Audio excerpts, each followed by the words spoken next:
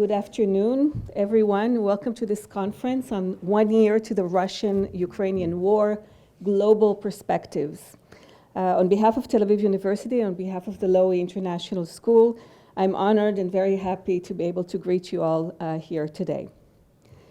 It seems a little hard to believe that it's been over a year since the Russian invasion of Ukraine in late February 2022.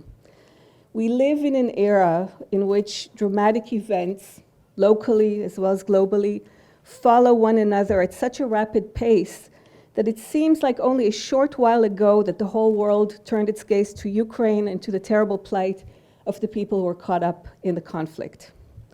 Tel Aviv University, as Michal just mentioned, and as I'm very proud to say, acted quickly.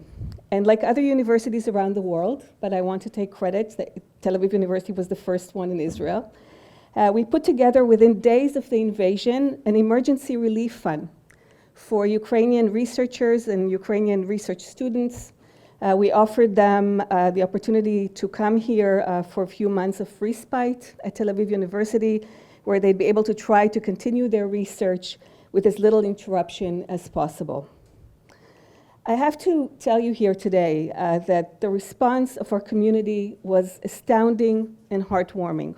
Within days, literally, less than a week, friends and alumni of the university from Israel and from abroad offered to donate very generously the funding that allowed us to invite Ukrainian colleagues and students comfortably. Our academic staff opened their departments, their offices, their homes, their hearts to the visitors. Our administrative staff, and first and foremost the staff of the Lowy International School, worked around the clock, literally day and night, to absorb the visitors into campus life and help them to settle as comfortably as possible. And I have to say, if you're at all familiar with university red tape, then you must be as astounded as I am with the speed and the success of this emergency operation. Not that they didn't have some glitches and some problems, and I'm sure we'll talk about some of them today, but overall I think it really was a huge success. What a worthy effort this was clear to me as soon as I met the first arrival from Ukraine, a law PhD student by the name of Mariana, who read our invitation to come to Israel and managed somehow to get on a plane, and she flew over. I had the pleasure of meeting her at the airport and taking her to the home of Ronen Avraham, Professor Ronen Avraham, a law faculty who offered to host her. And it was a tremendously moving experience to hear the stories of her hardship, of everything that she endured, of her deep concern for the family that she left behind in Ukraine. And in the next few weeks, dozens, around 50 in fact, more researchers and students joined Mariana here at Tel Aviv University. It's a small number given the magnitude of the humanitarian crisis, but I think if we just think of the aggregate number of faculty and students helped by dozens of universities around the world, it is a truly inspiring story. It was a true moment of solidarity between academic communities that I personally was very moved by. But in my own area of international academic collaborations, this inspiring moment was also something of a wake-up call, I think. What I mean is this. Since the 1990s, universities have been progressing quite rapidly towards a world of growing international collaboration.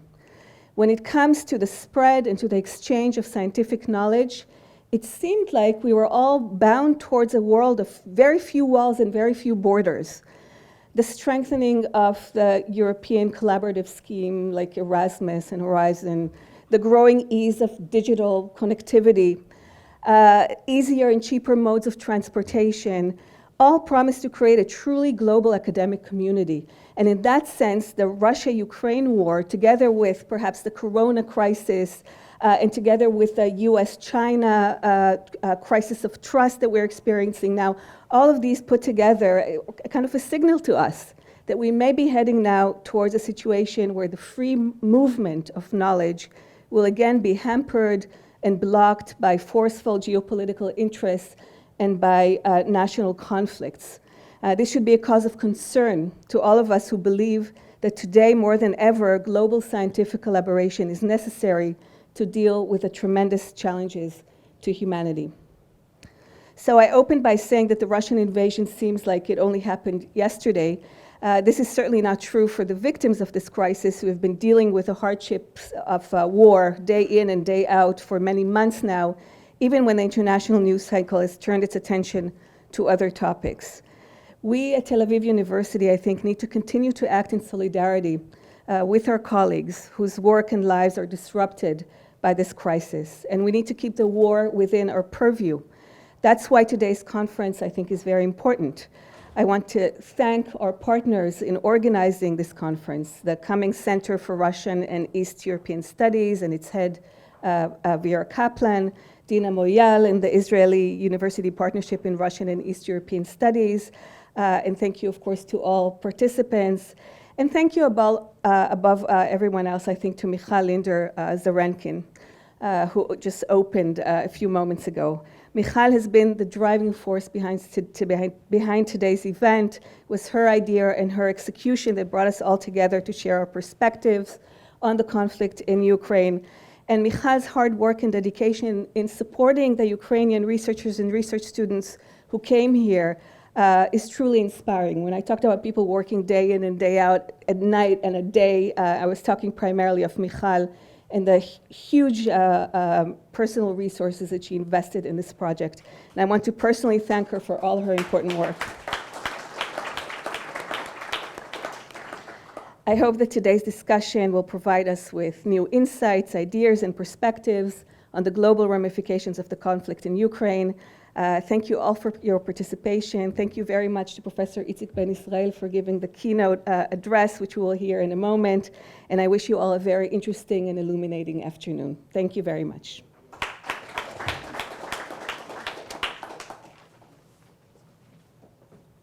Thank you, Milet. I would like to introduce our keynote speaker, Professor Ben Israel. There's a lot to be said about Professor Ben Israel, but I'm going to mention a little bit. Professor Ben Israel joined the Israeli Air Force in 1967, has served continuously up to his retirement in 2002.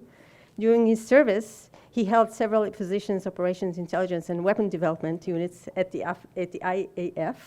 In 1998, he was promoted to Major General and appointed as Director of Defense R&D Directorate and received twice the Israeli Defense Award.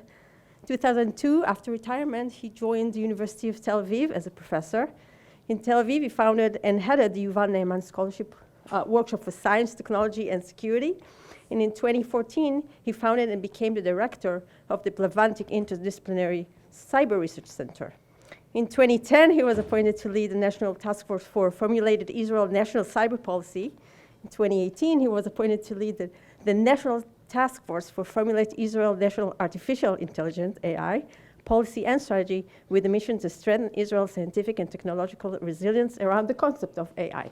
Please welcome Professor Ben Israel. Thank you. Okay. I was asked to speak about some lessons of the war related to military technological solutions. I chose one aspect, and this is security, cybersecurity. Not because I'm the head of the cybersecurity center here at Tel Aviv University, but because I think this is the most, in a way, one lesson here, which I will describe, is really a new one that no one, or almost no one, thought about before, and there's a lot to learn here. And I will speak about this. First, a little bit introduction about cybersecurity. We all know this is something started being implemented in the 80s, mainly because in the 80s, people started to store information in computerized media. That's all. And if you are an intelligence service, including the Russian one, and you want to get the information from the other side, you have to find a way to hack into the computer and take the information out of it. Even telephone hubs became computer servers. It all happened in the 80s. And if you want to eavesdrop, you want to listen to telephone talks between to someone on the other side, you need to find a way to hack into the computer. Until the 80s, the hubs were mechanical. Okay? But this is, the fact that it became computerized is not only in storing information in telephones. It's a phenomenon we know for the last 40 years or so. And it conquers every time another area of our life. And it's ruled by what we call Moore's law, after Gordon Moore, which says more or less that every year and a half, we have, because the computer chips are made of transistors, we have another generation of smaller transistors. We can put 2 times more transistor on a certain area and double the power of computerization, computing. Now, doubling by 2 doesn't seem a lot, but if you do it every year and a half for 60 years, it began in the 60s, you get 10 to the power of 12 or 13 or something like this, and this is very significant. And therefore, since the 90s, it's not now, 30 years ago, people started to understand that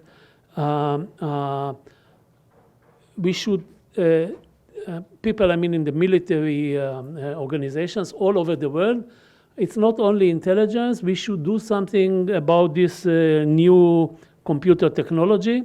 Give you a few examples. You can look how a computer looked like in the 70s when I was a student here at Tel Aviv University. It was the 70s. This is how computer looked like. In the 80s, which computer became small enough to be put on board fighter aircraft. Before this, we couldn't do it. And in the 90s, they were already so small that you can put it in a bomb and have what we call a smart bomb. It is smart, like our smartphone. We call it smart because it has a computer chip inside. And when this happened, few people around the world came to the conclusion that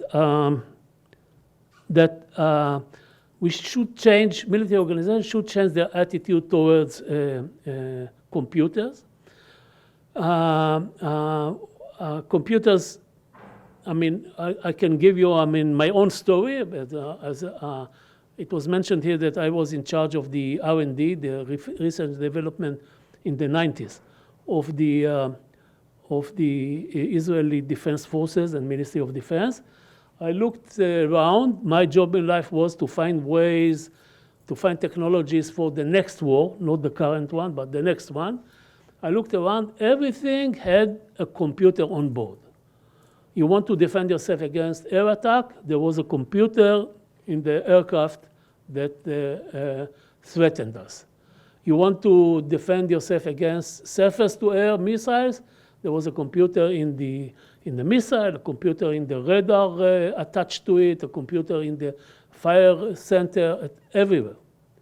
So if we could go and hack into these computers, I think that we already did, including most of the developed countries in the world, for years now. If we could hack into it, we can not only do something with the information stored in the computer, this was the case in the 80s, but we can, once we can into, for example, into a computer on board the fighter aircraft, we can influence the whole flight of this aircraft, for example, activating the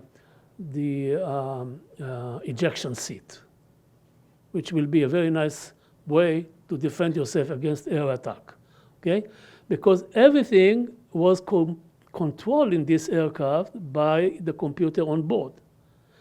So we started to think about physical damage caused by computers. It's not the information that I mentioned until now.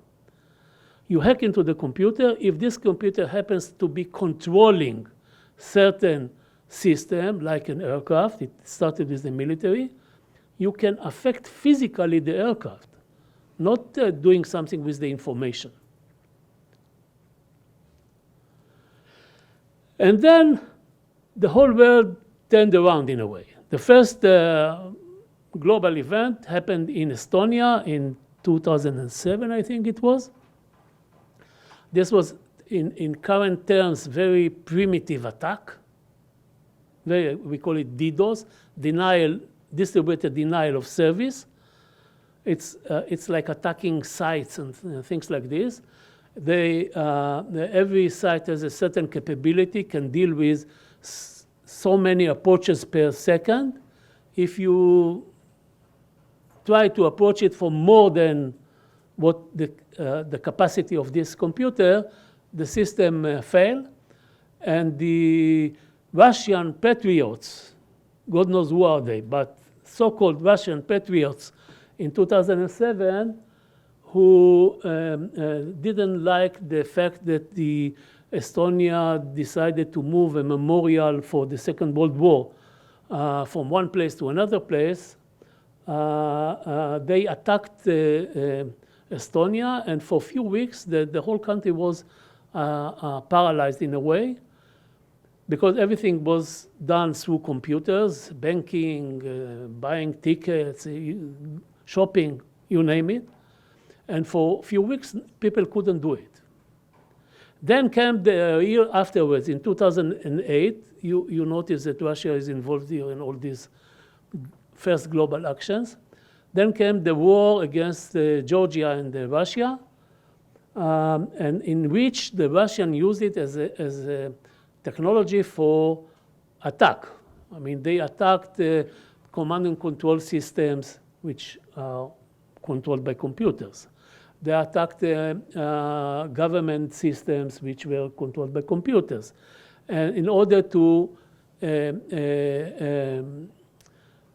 harm the Georgian capability to defend themselves, but still the whole world didn't take it so seriously until someone attacked the Iranian centrifuges, uranium enrichment centrifuges of the Iranian atomic project. This changed everything, because this was the first time, unlike the two other cases which I mentioned, first time in which people understood that cyber attack can cause a physical damage. Physical, not information space damage, not stealing your information, changing it, preventing it from using it, etc. Physical attack, I mean, someone pushed the button, a cyber virus was implemented in the computers that controlled the production of uranium in Natanz, and the centrifuges collapsed. Because the rotation of centrifuges is controlled by computers. No one even called them computers. They are called controllers. But if you open this box of controller, there is a computer chip inside. And once the Stuxnet found itself in this controller, they could give orders to the centrifuges in such a way, controlling the speed in such a way that the centrifuges collapsed. So the whole world, in one day, 2010, the whole world woke up and say, oh, we have another dimension, because people psychologically are taking much more seriously physical damage than damage to virtual space of information. And the whole world started to speak cyber language. This was 2010. Now, let me go back. I mean, this is a background for everything I would like to discuss. Let me go back now to the conflict between Ukraine and Russia. Actually, cyber-wise, the war, I mean, you know that the first days of the war, there were few major cyber attacks by Russia in the first 2 or 3 days of the war. But these were not the first cases in which Russia used cyber technology against Ukraine. There were few of them before. One was widely spread, I mean, well known all over the world in 2015 or January 16, I don't remember now.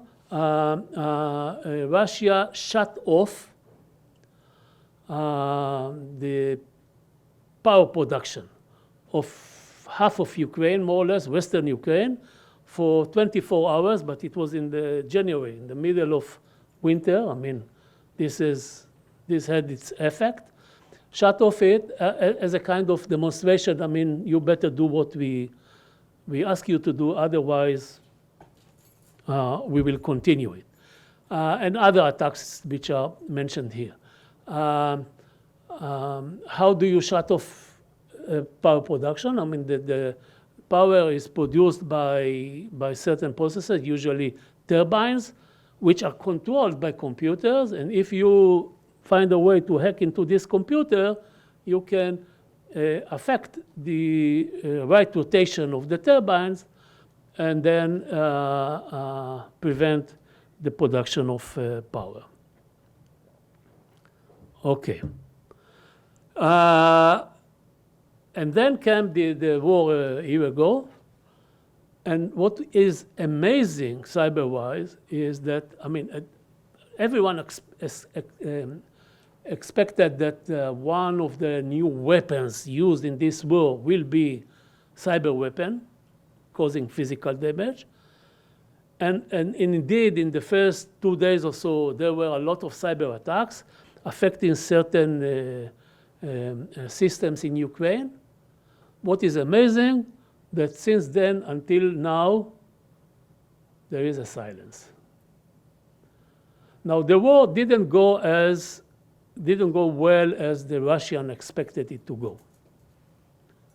They made a lot of mistakes. It's not the place now to mention them. And of course, they had to change their plans. I mean, whatever they expected to get, they didn't get it. And therefore, they had to change their plans.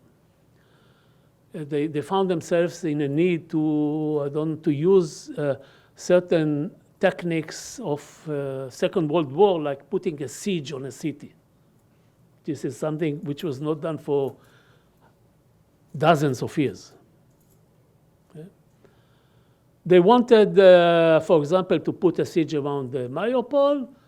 They didn't want the city to enjoy free flow of water, free flow of power, etc., etc. They sent their aircraft to bomb the production facilities. Why didn't they do it with cyber technology? It's a huge question. There are many opinions here. Some people say after they did whatever they did, certain organizations, even maybe states in the West, helped them to protect themselves, help the Ukrainians to protect themselves, and et cetera, and they couldn't succeed since then, or something like this. Some people said, I mean, I heard all these theories, I would say, hypotheses from real experts.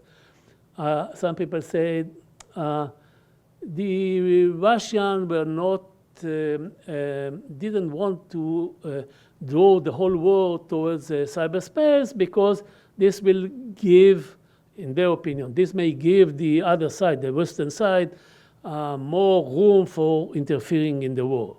There are a lot of theories. Still, it's very strange.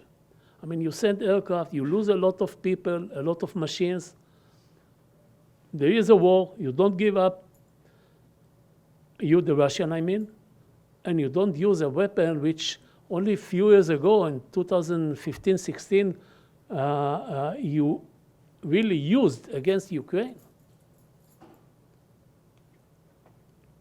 I'll give you my opinion, and there is a huge lesson here.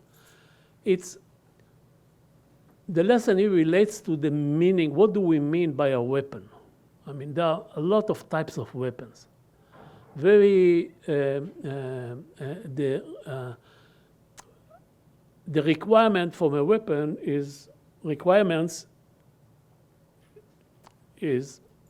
are very many. I mean, it's not only one requirement. You have to differentiate between, first of all, between what we call defensive weapons and offensive weapons, okay? many times you need defensive weapons or, to enable your offense.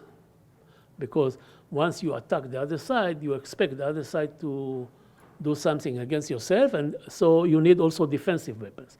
But still, there is a difference between, let's say, a missile, what we call surface-to-air missile, that may shoot at aircraft that are coming to attack you, and the aircraft itself, which is attacking you. You cannot win a war with defensive weapon, but you need it because the other side will shoot you back. What is a cyber weapon? Is it defensive or offensive? Think carefully before you answer me, okay? What is it really? There is a difference between special purpose weapons and wide spectrum flexible weapons, okay? Something like this. An aircraft is a very good example, or a tank, for a weapon which is not tailored into very specific conditions that if one of them will not exist, I will not be able to use anymore this weapon. Aircraft tanks are very flexible, okay? You take Israel as an example because the audience here is mainly Israeli. We built an army, the Israeli Defense Forces, for the next war. No one in this room, including me, know when the next war will be. Maybe 10 years from now. No one knows even who will be the enemy. Okay, we know the current enemy, but in 10 years, I don't know, some revolution in one of the countries that signed the peace agreement with us can also happen. You don't know the enemy, you don't know the real scenarios, still you build an army with weapons. You try to cover a very wide range of scenarios, possibilities, etc., and therefore the weapons should be flexible enough. Sometimes, even if it's not flexible, it's so essential to the war that you agree you spend your money on developing and purchasing very narrow mission weapons. For example, Iron Dome, okay? Iron Dome is good only to shoot down relatively short-range rockets. But short-range rockets is, today we have something like 150,000 rockets around us, 150,000. This is an important threat. We may put our money, develop and efforts and technology and everything in developing Iron Dome as an answer to this. But the main body of the military should be something flexible. Imagine yourself, the next war will be with, I don't know, Jordan, because there will be some revolution there, okay? You cannot, and imagine yourself, you tell your Air Force to go and bomb targets in Jordan, and they will tell you, no. We cannot bomb targets in Jordan. We prepared ourselves only for attacking targets in Syria. This will be unacceptable. Okay? So how do you do it? You develop weapons that have a very wide range of application and in such a way that you'll be able to do it. Now go back to the cyber weapon. Can you do it? Can you develop a weapon that whenever someone will tell you, this is the target now, this power production facility in this city or that city, that you can use it without any special preparations? You cannot do it because, as if you remember what I told you before, every generation in computers, and cyber weapon is part of computer technology, Every generation is something like 1 year. If you want to do it, you have to change your weapons every year. The effectiveness of the weapon will depend on very delicate conditions of the target. For example, if you prepared your attack against a computer with, I don't know, Windows 11, and they changed it now to a different software, you have to change your weapon. And you have to do it to all the targets in the world, or all the relevant targets in the world, all the time. And we speak here about civilian targets, which means hundreds of thousands. Can you do it? It's not like a bomb dropped by an aircraft, and it doesn't matter if it is this facility or that facility, here or there. Also, when you use aircraft with bombs, you have to monitor what are the changes in the targets, possible targets, but the changes there are very slow. For example, in 1967, Israeli Defense Forces, the Israeli Air Force, destroyed in few hours the whole Air Force of Egypt. As a result of it, in 73, all the aircraft that were in 67 were ordered in lines along runways in Egypt. All of them were stored in shelters, in concrete shelters. So we couldn't repeat it. So you need a lot of effort being invested in maintaining your capability. And if the time constant of a change is 1 year, it's a huge effort. And the Russians didn't do it. And then you can ask yourself, why didn't they do it? I mean, they planned the war. Some of the missions, they ordered the FSB. In Russia, the military cyber weapons are managed by the FSB. They ordered the FSB to attack these targets and that targets, what was important in their eyes. Once they did it, and now this was not planned in the beginning. You want to put a siege on Mariupol, you want to attack the power facilities in Mariupol. You call the FSB and tell them, do it now. They will tell you, give me half a year or so to check what are the hardware versions there, what are the software versions there, connectivity. I can do it, of course, I can do it in principle, but give me some time. Meantime, we better send our aircraft to bomb this facility. Now, this is a lesson that should be learned by the whole world. It's not Russian mistake. Everywhere in the world, everywhere, people really didn't understand it or don't understand it until now. And one of the reasons for this is organizational. Everywhere in the world, you remember I told you that the whole cyber activity started from intelligence services.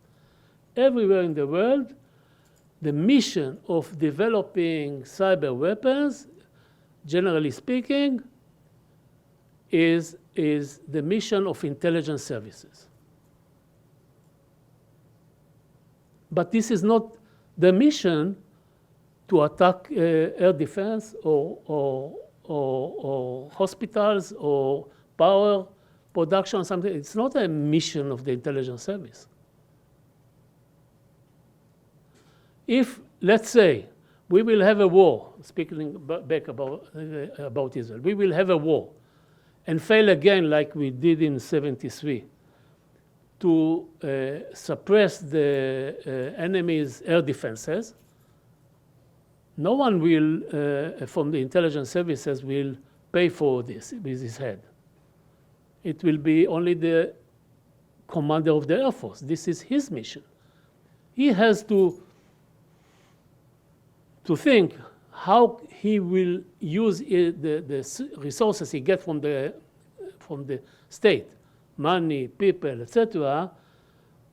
What is the optimal way to use it in order to get to succeed in the mission of suppressing air defenses, enemies' air defenses? How much of it will go to physical attack? How much of it will go to electronic warfare? How much of it will go to cybersecurity? And this is not the case all over the world, from Russia to the US, and everyone in between.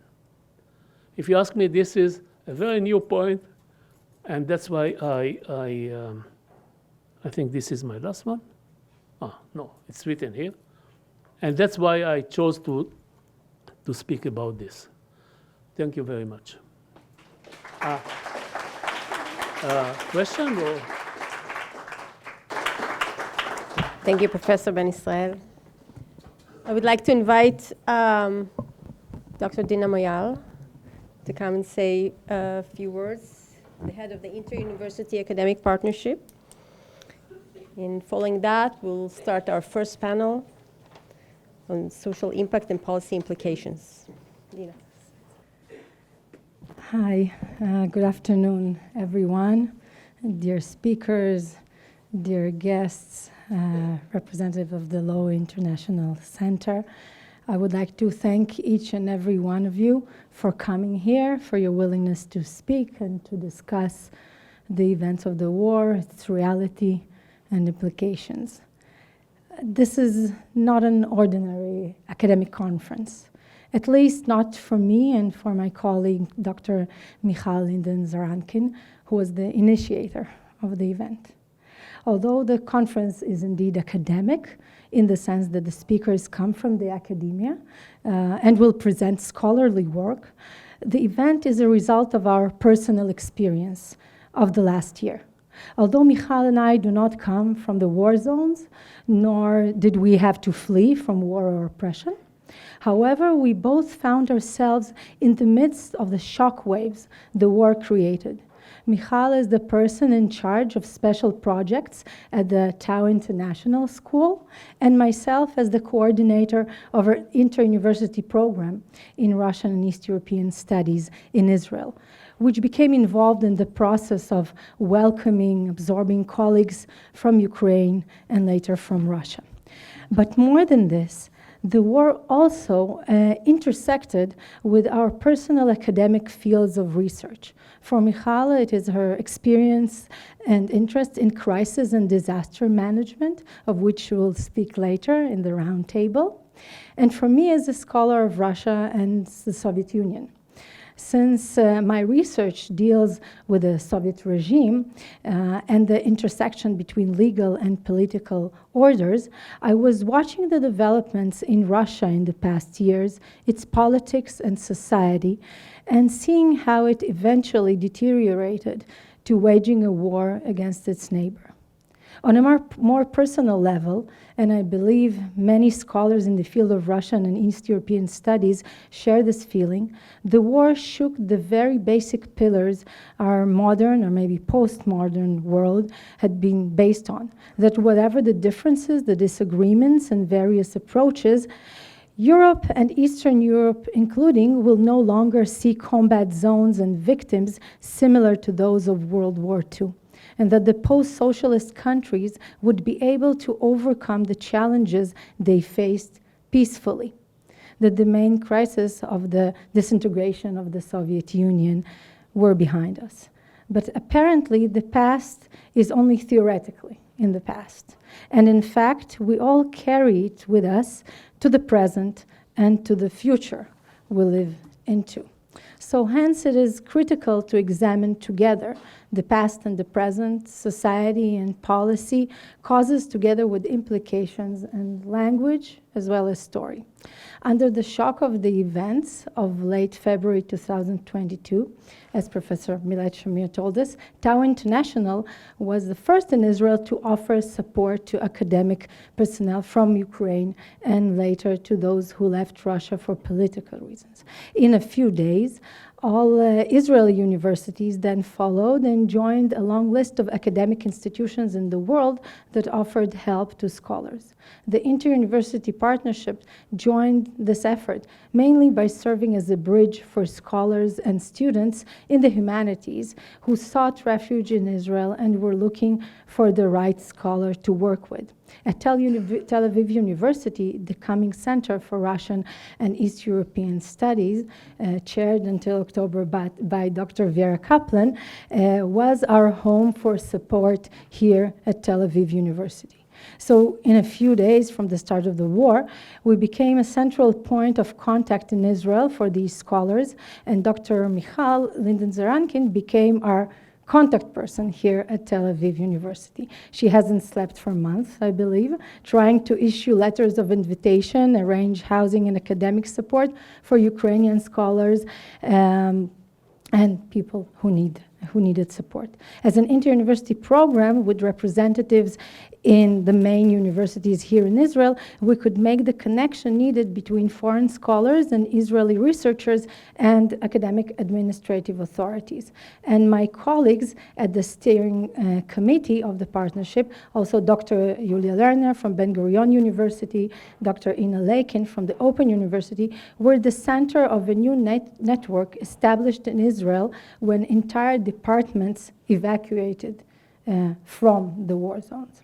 They gave their personal telephone numbers to Ukrainian scholars, especially women with children who not only did not know where to go, but often did not have enough charge in their phone or computer even to respond to emails. They spoke to each scholar and then searched for the right university in Israel to match them with, and would then turn to me, and I joined them in making the connections here in Tel Aviv, if possible, and if not, then in other universities. Later, much work had been done to help with prolonging those first fellowships.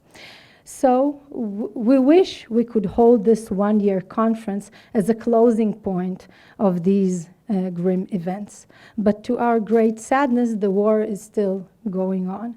So this is an opportunity to reflect and examine the role of academia in such a crisis, but also an opportunity to put into use whatever conclusions or realizations that come up. What can we do better? How can we contribute to institutions that need this knowledge, or those who still need the support, and maybe to bringing an end to the war? Thank you.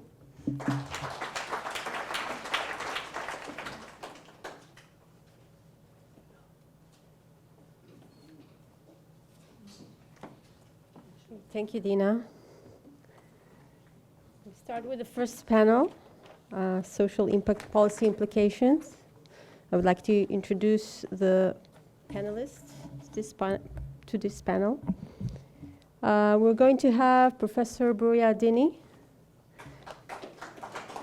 Bruria is the head of the Department of Emergency Management and Disaster Medicine in the School of Public Health here in Tel Aviv. She involves in both practice and academia, preparing and managing various emergency situations, implementing her findings to promote effective management of emergencies and disasters. We're going to, Bruria, go ahead. Thank you very much, Michal, and I'd like to welcome everyone. And thank you for this opportunity to discuss together. I specifically want to mention that we have with us today a delegation from the Florida International University, master students of disaster management, that this is an opportunity for them to join us. So thank you for being here with us. And as Professor Shamir said in the beginning, we have Ukrainian students with us. One of them, I'd like to mention, Yulia. She studies in our master's program, has come and, thank you, Yulia. So you see, that's what integration is all about. I'd like to connect to what we heard before from Professor Ben Israel. Professor Ben Israel talked about the vital infrastructure and how it can be attacked by cyber systems, by cyber warfare, and so on. I want to talk about another type of vital resource, and this time what I'm talking about are the people, are the societies, are the communities, and we're specifically going to focus on some studies that we have done in Ukraine and in countries that neighbor Ukraine that were impacted by this crisis. So just to introduce the element of itself, just one question. Michal, this is a presentation that was with you. Then with your permission, I'd like to change it, okay? Because it was actually being there. See? That's what disaster management is all about. You have a situation awareness, you realize something needs to be changed, and you react immediately. So, just to introduce this topic, I think all of us know that the impact of this war between Russia and Ukraine, actually the Russian aggression against the Ukrainian country, impacts not only Ukraine, but all the societies, all the people, all the communities that actually are neighboring and even afar. I think it impacts in many ways each one of us. But specifically, we have seen that the targeting of the war endangers and puts into immediate risk the residents of Ukraine, and many of these attacks are intentional against civilian infrastructure, against schools, against hospitals, against civilians living in the different city. And this has caused a massive displaced populations, both within Ukraine, people that left their homes, their safety place, and went to other cities and communities in Ukraine. But many of them, millions, have actually also crossed the borders to different countries, whether it's Poland, Moldova, Romania, and additional countries, in order to try to actually find some ability to keep their family safe. Mostly it was women and children, because the men up to the age of 60 were actually staying in the country in order to try to join the war. So we clearly understand that the resilience of all of that population was very substantially impacted. And in order to understand what I mean by resilience, and there are over, if you go into the literature, you will find over 300 different definitions of what we mean by resilience. But so we all understand what we're talking about. The different definitions actually all look into the element of the capacity to recover from any type of crisis, of adversity. And in the past, we talked about bouncing back to the level that it was before the crisis. Now, in the past few years, we're actually talking about emerging even stronger than we were before, bouncing forward. So when we're talking about resilience, we can look at different types of resilience, whether it's on the individual level, the community level, the societal level. We're now also talking about functional resilience, organizational resilience, and many other elements that have to do with our capacity to actually successfully cope with the situation. I would like today to share with you some of the findings from the studies that we have done concerning the individual, the community, and the societal resilience. So what do we want to do? And again, in disaster management, you have to react very quickly. When we realized the scope of this adversity, we actually initiated a study with the following objectives. As you can see, we wanted to understand the impact on the different levels of the resilience, both in Ukraine and the countries that neighbor Ukraine.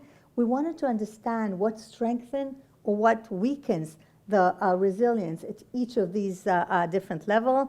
We wanted to try to identify what are the elements that actually help us to support and enhance the resilience, and what are those factors that actually impact negatively the resilience. And we wanted, and this is our aim in applicable studies, to try to actually assist the decision and the policy makers in Ukraine and in the different countries to use these evidence-based findings in order to try to enhance the resilience of their population. And this is why the connectivity between the academic and the field, the practice level, is so important. What did we do? The basic of the methodology of the research was done through internet panels, which we identified in the different participating countries. Only in one country, Georgia, we could not find at that time an internet panel, and we used more conventional through social media reach out to the population. We collected the data just 3 months, 3-4 months after the onset of the conflict. It started late February. We collected the data in the different countries between June and October, and all of the different elements that we have looked into, and you can see here both the resilience, the positive and the negative coping mechanisms. We used validated tools, structured questionnaires, which we have used in different societies and different adversity throughout the past years. When we are looking at individual, community, and societal resilience, just so you understand what are the type of elements or items that we look for. So for example, for the individual resilience, we looked at the goal orientation or the tolerance for stress, at the level of optimism, the trust in oneself. When we look at the community, we looked at the leadership and our trust in the leadership, the local connectivity, or the collective efficacy of the group. And when we look at the societal resilience, we looked at the connectivity of the residents to their country, their level of patriotism, how they feel, how they trust the public and the different institutions that actually should help them function, the trust in the different leaders, the social integration, all of them in a way that quantitatively we can actually ask them to rank on a Likert scale between 1 to 5, how they actually feel concerning each one of those items. This study was conducted in Ukraine, which was the first country which we started to collect the data. But we also looked at different type of countries according to their geographical proximity to Ukraine or to other types of connectivity. For example, we wanted NATO versus non-NATO countries and so on. So you can see that we measured the findings in Poland, Slovakia, Estonia, Czech Republic, Lithuania, and Georgia. So what did we find? What are the main findings? Some things are expected, right? When we look at negative coping mechanism, it's very logical and expected that both concerning the anxiety and depressive symptoms, or the perceived sense of danger, or the post-traumatic stress symptoms, we would expect to find the highest levels in Ukraine in comparison to the other countries, right? Because they're the ones that were targeted, they're the ones whose cities were being aimed at, and a lot of destruction has happened. So that is something that we found, but it was no surprise. When we look at the positive mechanism, we start looking at our findings that are interesting. The well-being and the morale are low. The well-being, we can see, is the lowest. Again, very, very logical. The morale is what we feel at this minute, our mood at the current time when you're in the situation. So it's less. It was somewhat surprising that the Czech Republic and Slovakia was even lower, but that has to do with other geopolitical elements, which I won't get into now. But look at the hope. Hope is what we believe we expect for our future, for tomorrow, the upcoming weeks, years, and so on. And here we can see that in a very substantial element, and most of these findings were, you can see that they're significant, but this was very much dominant that the level of hope of the Ukrainian population is the highest, which means, and this is already gives us some insights on findings we'll see in a minute concerning the resilience. Yes?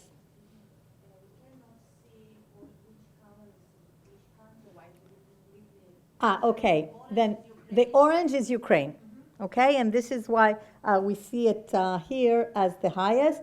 You can see, for example, concerning hope, Estonia, Lithuania, Poland, Georgia, Slovakia, and the Czech Republic is the lowest. Okay? But always look at the orange to see just the trend of Ukraine versus the other country. Now let's see what we found concerning resilience. In all three types of resilience, the individual, the community, and the societal resilience, the levels of resilience were highest in Ukraine in comparison to all other countries. Now this may be surprising to some. How can we actually have this high level of capacity to cope with the situations? Some of us may think that in such dire situations, our resilience may actually be impacted negatively. So we have to provide some of the explanations, which I must share with you that some of them we saw in other types of adversities, for example, studies here in Israel, and in other types of situations. But I want to show you, and this is, for example, the explanation, or one of the explanations. We look to see what best predicts the three types of resilience. What are those elements that can explain why we see the results that we have found? And you can see that we're talking about different elements, such as the negative elements, such as danger, distress, and so on, versus the positive elements, such as well-being, morale, and hope. The main element that was found to be the highest predictor of these levels of resilience, both concerning the individual, the community, and the societal resilience, was the hope.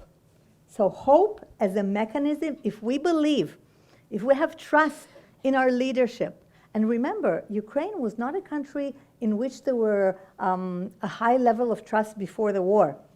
There were a lot of corruption that was noted. There were a lot of problems concerning the socioeconomic diversities and inequalities and so on. But once the war started, the leadership managed to instill a very high level of trust among the populations, and we see that this level of hope, for example, is very, very relevant or important in order to maintain the hope. And we can see that all of these variables that you see here, for example, account for 37% of the level of or explanation of the societal resilience. We also wanted to do one more thing. We wanted to compare, even though you cannot really compare different adversities, but we wanted to understand if we compare the war in Ukraine versus a period here in Israel that we encountered an alert period, a period in which missile attacks were launched against Israel for a temporary 10-day period. What we found, and you can see here the dark blue is Israel. We found that the well-being and the morale of the Israelis at that type or at that time of adversity versus the findings of Ukraine, the levels of well-being and morale were higher among the Israelis.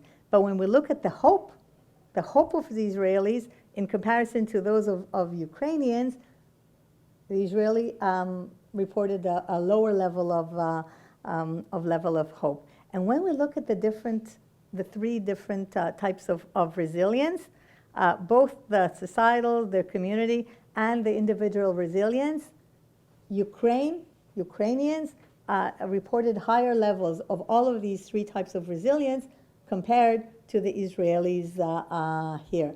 So, of course, it's not the exact same adversities, far from it, but still it gives us an impression of the impact of what is happening in the Ukrainian society concerning resilience. So I said, and I'll stress again, that we have to take into account the geopolitical different characteristics, the background, the sociocultural characteristics of the different countries, and so on. And elements such as, for example, NATO countries, countries that feel that they have some umbrella of protection, look at the adversity in one way versus a country such as, for example, Georgia, that is not part of NATO and is fearful that maybe they too may be drawn into this adversity, or that they may be next in line, and so on. So all of these different elements impact on the findings that we can see among the different societies, but still it gives us a good capacity to try to compare and understand the different characteristics that actually impact each society and why they do not respond in the same way. One element that we saw as a cross-cutting finding through this study, as well as other adversities, is that positive indicators such as well-being, hope, morale are better predictors, better impact on the resilience than the negative elements such as stress or perceived threat or danger, and so on. What we also saw are two elements that are very characteristics of this adversities and were characteristics of different adversities in Israel when the country was just established, when we're actually facing an existential threat, such as what is happening in Ukraine. It's to live or die, to be able to maintain your independence, or actually your sovereignty is threatened. And when you feel that this is your fight of independence, in Israel it was in 1948, in Ukraine it was in 2022, and now in 2023, we see that impact on resilience. It actually enhances the solidarity, working together, believing and trusting and dependent on one another, and actually enhances the level of resilience, which is so important in order to allow this huge and so crucial, vital resource, the people, the ability of the society to actually cope together. And this is something that we have learned.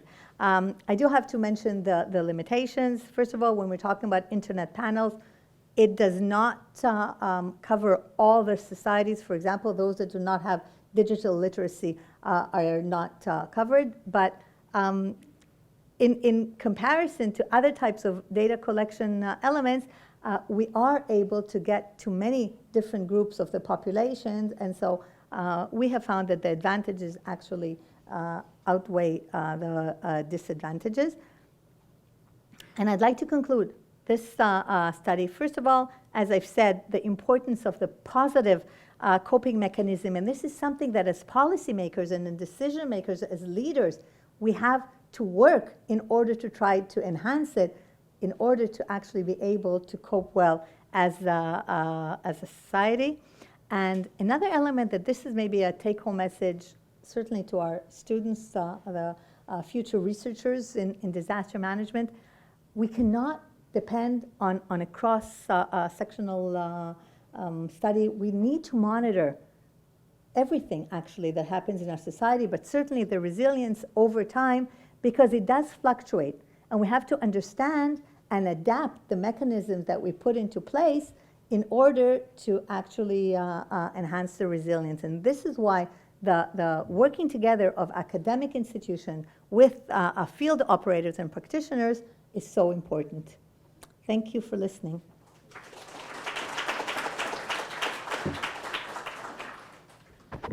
The questions are in the end. Someone has a question? I think we can do a question. One question now.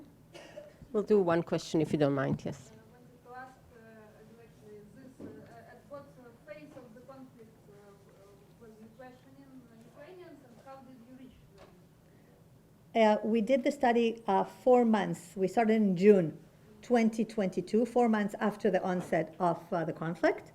And in most countries, except for Georgia, we did it through internet panel. Internet panels are companies that have members from different sectors of the societies. We give them the instructions of what we want. Usually what we do is we try to achieve a representative sample of the population according to age, gender, geographic locations, and so on. They have representatives of them all, and through them, through internet connectivity, they receive the questionnaires. Thank you very much. Thank you, Boria. I would like to invite Professor Tal Sadeh. Professor Tal Sadeh is the head of the EU Studies here at Tel Aviv University School of Political Science and co-president of the Israeli Association for the Study of European Integration. Professor Sadeh focuses on international political economy, especially of the EU and financial institutions. Do you need the PowerPoint? No, I'll speak off the cuff. Thank you, Michal, for inviting me to speak about the European Union angle of this crisis, this ongoing war. So whenever I talk about the European Union, I have to start with some primer because so often people don't understand what the European Union is. It often fails you when you expect it to save the day, but it comes back to save the day whenever you expect it to fail. So it doesn't work the way countries work. Some say it's a country in the making. It's a United States of Europe gradually being forged.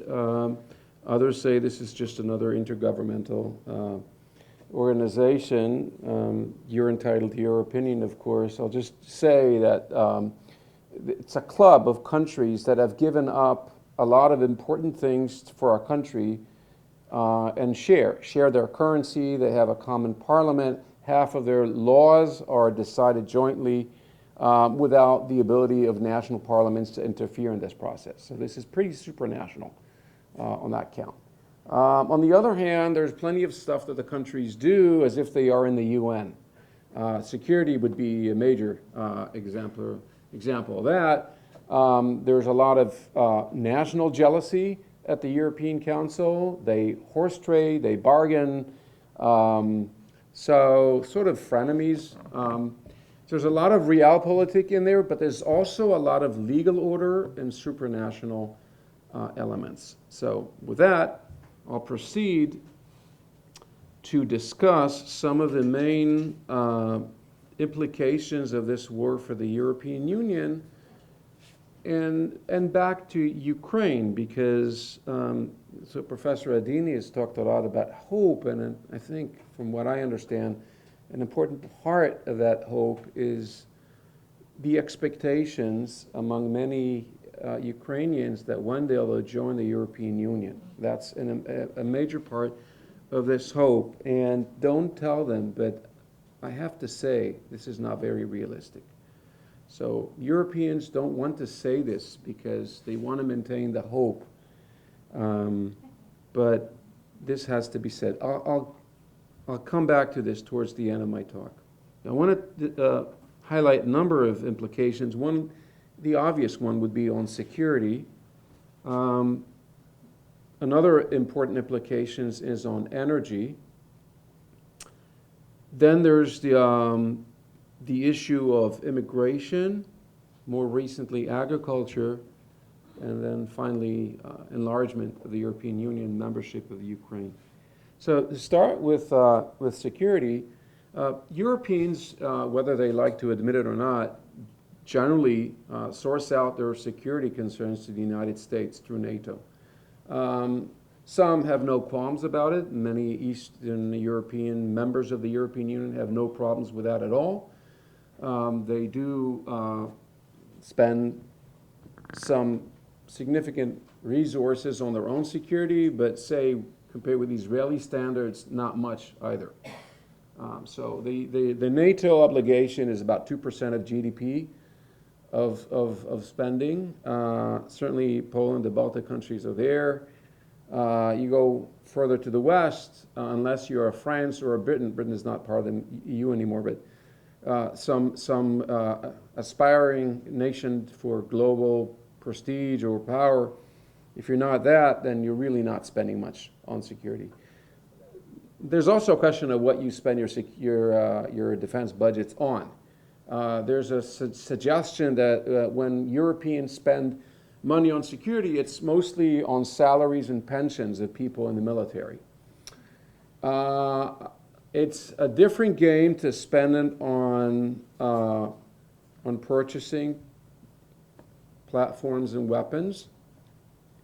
So now in Germany, ever since a year ago, Olaf Scholz said there's a new era, and I'm, going to spend 100 billion euros on arming the German military, and not too much has happened on that count. And I'll give you my own opinions about what's keeping them from doing this. But that's just a second element, and anyone, perhaps Israelis here who've done military service know that the third and very crucial element of spending is to actually train. You have to move people, to feed them, to fire guns, actually, not just talk about it. Europeans, when they talk about security, it's about talking about security. This passes for security policy. We actually want to fire something, that's kind of an embarrassment. But you have to train. You have to train because war is above all chaos. Professor Ben Israel said, you have a plan, 1 minute into the war, your plan is no good. Things have turned the other way, you never know. So you have to have people who can replan. I'm not saying improvise, all of that is important too, but they have to be practiced at doing these things. And that is where Europe is really behind. So what has the war changed? Well, first of all, the European Union has its own security organization, and the Common Foreign Security Policy, the European Defense Policy, they have a number of brackets there.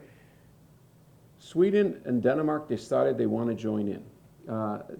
Denmark has been a NATO member state for long, but they've stayed out of the European Union security organizations because that meant being very intimate with France and Germany on security. Maybe the Danes thought that the Germans are really going to spend more money on weapons and they wanted to be part of that party. I don't know.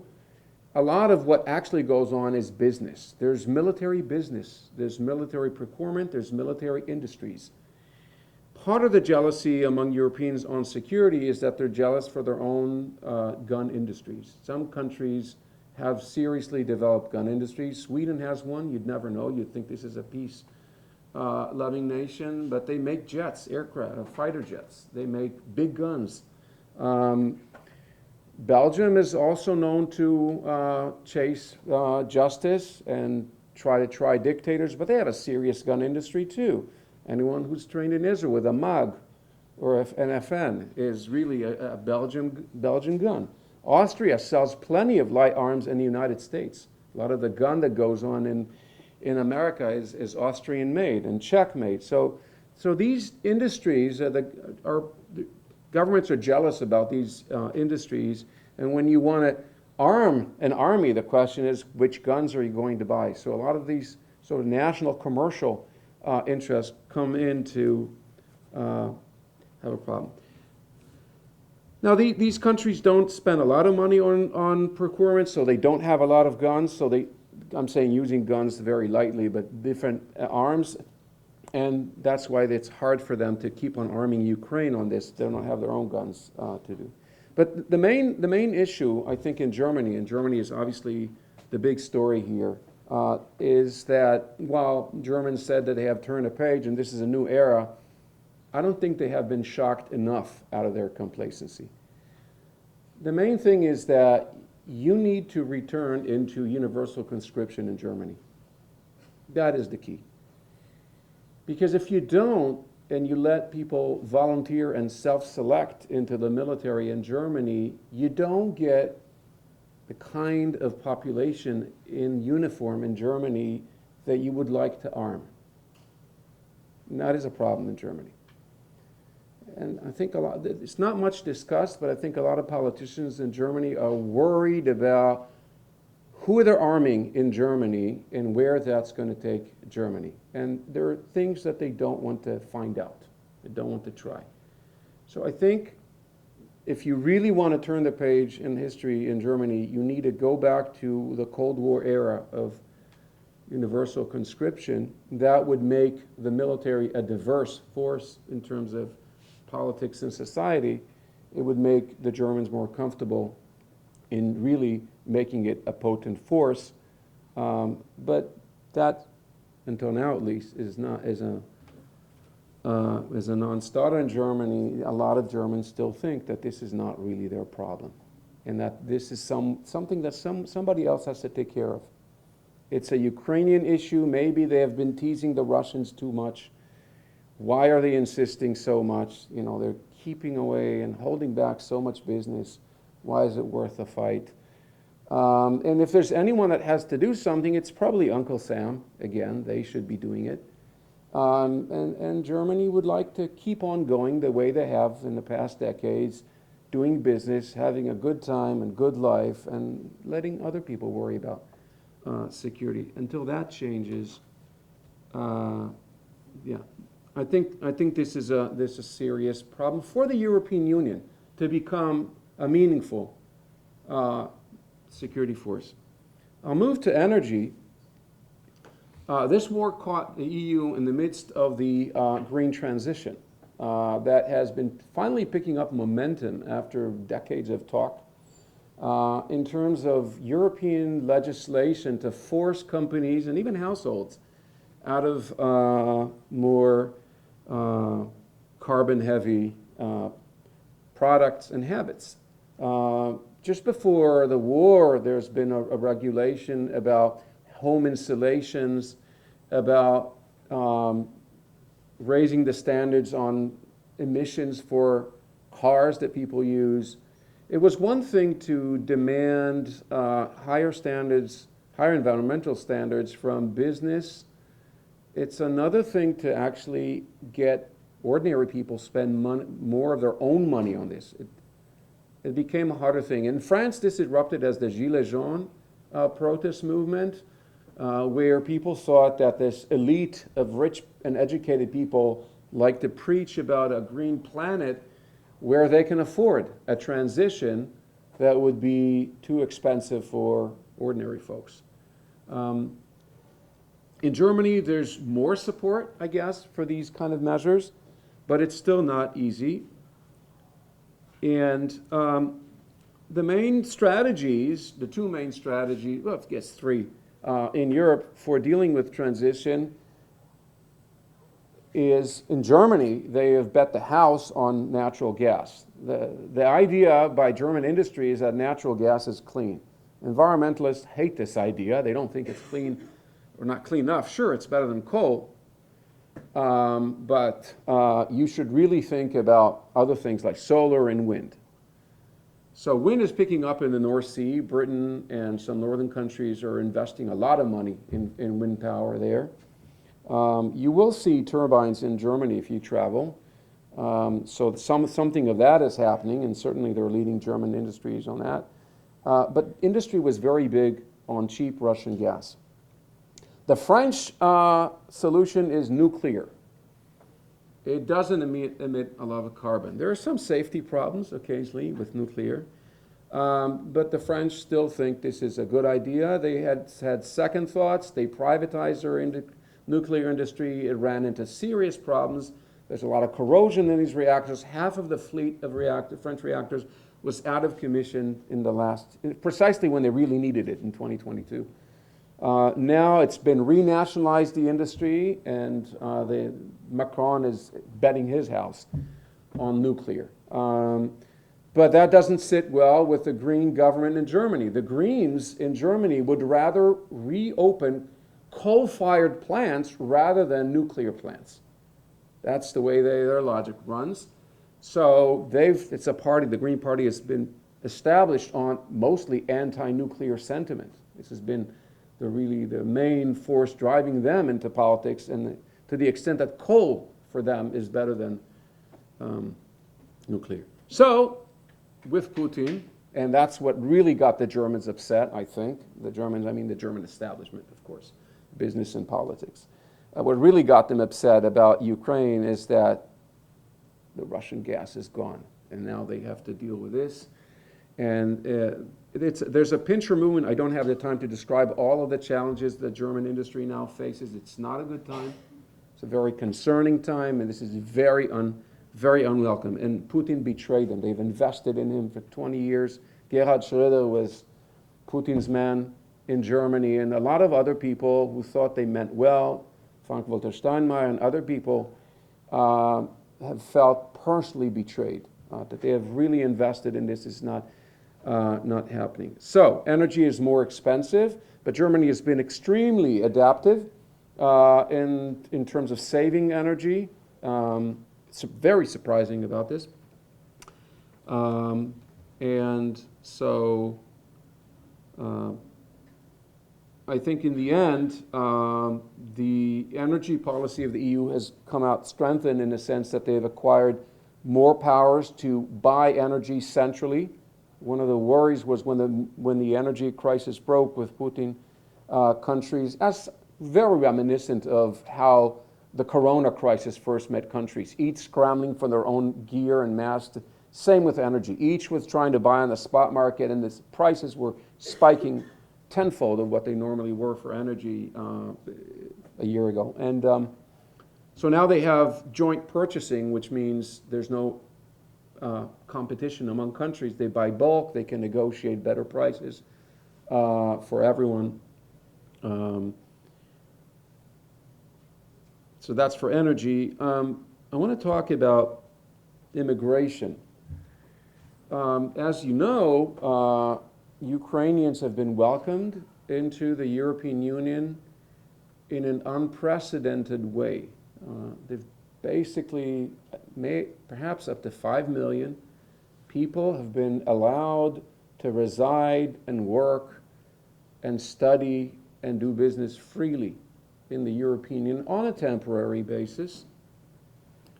And a lot of them have actually not gone too far. You would think, following normal immigration patterns, that they would be transiting through Eastern Europe to go to Sweden or Britain or Germany, but no, actually a lot of them have actually stayed not too far. It helps, they have families, they want to come back, they want to maintain ties with Ukraine, so maybe it's more convenient to stay in Poland and not move on.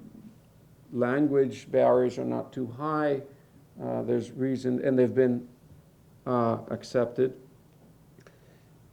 This is based on a clause in European Union law that allows these things. They just activated something they've never done before. And of course, that raised the issue of how come they're so accepting of Ukrainian refugees, but not of refugees from other places. If you want to take a benign look at this, then this is about European solidarity, and the Ukrainians are Europeans by their origin, so they're part of the family. Possibly a lot of people in Poland think in this along these lines, and so they've been willing to accept. The same Poland that wouldn't accept a dozen refugees from Syria or Afghanistan in the 2010s, the same countries that polls show populations resist immigrants enormously, even though there's hardly any immigrant population in Eastern Europe. This is just, I mean, I hate to say this, but this is simply hate speech. It's just based on chauvinism that is unsubstantiated by any fact of life events. But when it came to the Ukrainians, they felt more like brothers or something, so they welcomed him in. Will this change immigration policy in the European Union? On the formal side, I don't think so. But I'm not sure these people from Ukraine are going back anytime soon. There's a saying that there's nothing more fixed for the future than the temporary. It's just convenient. The fact that they can go back and forth through the borders actually makes it more convenient to stay, because they're not leaving behind everything. They can still stay in contact. The families back home need the money, the better money that you can send as remittances from Central and Western Europe. And Ukraine has always had its problems, but now, before they couldn't have dreamed to get these kind of mobility that they have gotten now, and it doesn't look anytime close that they will be asked to go back. So I think in terms of de facto immigration, this is more permanent a change than people realize. Even if the war ends, hopefully, in the near future, many of these people will actually stay there. The part of Ukraine that is a lot less welcome in Eastern Europe, if we've been following the news in the past couple of months, is Ukrainian wheat. That wheat was desperately needed around the world when the war started, and it was locked in Ukraine, and Ukraine is an important barn for the world. I think Egypt has had half of its pitas coming essentially from Ukraine. Lots of countries in the world cannot really feed themselves. Lots of countries are really dependent on importing basic staples of food. And Ukraine and Russia has been an important source for that. So at some point they were allowed to export through Europe. There's a lot of attempt to see that export go, of course, through the Straits of the Black Sea and Turkey. That has helped Erdogan try to be, bargain harder with everyone on everything. But it's still, there's a lot of mines there, also in the sea. It's not a safe transit, and that means insurance is costly. And so the route of trading wheat and other agricultural products from Ukraine out through Eastern Europe has been a better idea for Ukraine. But it turns out that some significant part of that trade actually stays in Eastern Europe. It doesn't go on, and then it comes to replace local produce. And it's a lot cheaper. So Slovakia and Poland and two other countries also started blocking shipments or cargoes from Ukraine. Now I understand they've recently reached a new package. But why this is really important is back to the issue, which I promised to get back to, of Ukrainian membership of the EU. Farming makes only 2 or 3% of the economy of a rich country, but it always have a much larger share in politics. And it's an interesting discussion why we care so much about agriculture. For city types, it's just the food, which somehow pops in your fridge and nobody knows where it came from, but it's in your fridge, in your kitchen. But countries still have important, intimate relationships with farmers. And it's part of the national narrative, and for as long as it's important to cultivate a national story, it always involves someone working the land. And that's because countries are territorial organizations, and it's not enough to have a military to protect the borders and the ability to tax the population. You need a good story to keep the population on the same board with the government. And so this is important. So the farmers in Europe have, in the past, a number of times, blocked some important decisions because people who forgot that you need to also satisfy the farmers. And while the European Union budget, the part that goes to farmers has been diminishing. It used to be 70% of spending in the European Union's budget. It's down to like 40% with time. They're still very important. And you can't have Ukraine in the European Union and part of its common agricultural policy. Now, this may not be such a big obstacle because in a way, it's kind of a replay on Polish membership in the European Union. When Poland joined, precisely the same concerns were raised by Western farmers about what this is going to do to all kinds of food staples and their prices in Europe. And so the solution was that while Poland joins the European Union, they don't fully join the common agricultural policy until a decade and a half later, by which time prices rise there because the standard of living rises, and so in that way they'll not grab all of the subsidies budget to themselves. How long will it take for Ukraine? It's also larger in size in the farming sector than Poland, and also much cheaper or poorer. So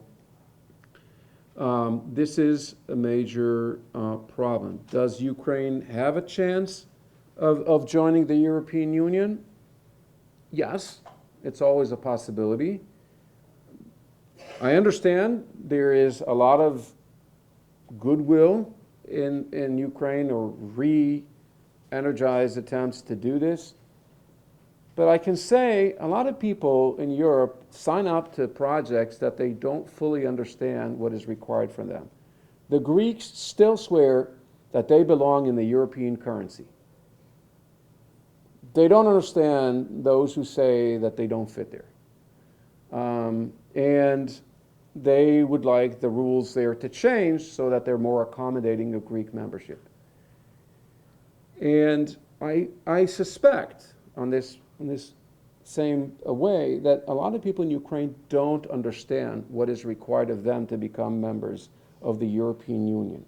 The changes in the way government works, in the way people have relationship with their government, the rule of law, it all really has to change. Now there's hope. I've just heard a story in the Economist newspaper that companies are volunteering, if I should believe the story, to pay taxes to the Ukrainian government, because their thought is that Putin is going to take it if he wins anyway. So they might as well give it to their own government. So tax revenue has not collapsed in Ukraine as much as GDP has. Okay, that's a start. Maybe there's better raising of the taxes. But it goes beyond this, and you can say that with all the destruction, maybe for all the grief, maybe after a fire there are green shoots that spring, maybe it'll be a different Ukraine coming out of these ashes. Maybe it'll have a different political economy, a more westernized one, less rent-seeking, less place for oligarchs, maybe. But that is yet to be seen. I would push back expectations for membership of Ukraine like a decade ahead, minimum. There'll surely be frameworks to keep Ukraine hoping in between, but there's yet to be seen whether momentum in Ukraine holds to really westernize in time for that. And with this, I thank you for your attention.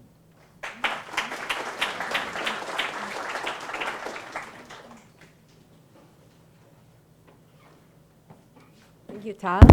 Thank you. I'm just reminding you we are going to have a break in about half an hour to 40 minutes. I'm going to invite our new presenters, Dr. Sarah Masha Feinberg and Daniel Rakov. Daniel, an expert on Russian policy in the Middle East, he had served in the IEF for more than 20 years, mainly in the Israeli Defense Intelligence, reaching the rank of Lieutenant Colonel. Currently, he's working as a senior research fellow at Jerusalem Institute for Strategy and Security and Elram Center for the Air and Space Studies at Tel Aviv University. Dr. Sarah Masha Feinberg, a senior researcher and head of Great Powers Research Program at Tel Aviv, Elram Center for Air and Space Studies. She's a lecturer in the MA Program for Security and Diplomacy Study, previously served as policy and strategic issue advisor at Israeli Ministry of Defense and research fellow at the INSS, the Russia program. Thank you.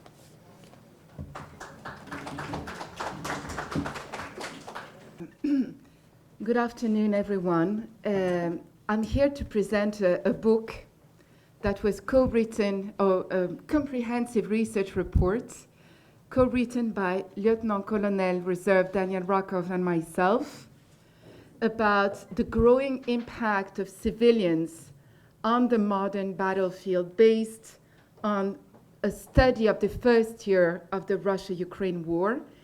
And this book is going to be available in English in 2 weeks from now. It's going to be published by ELNet and ELROM as a joint project.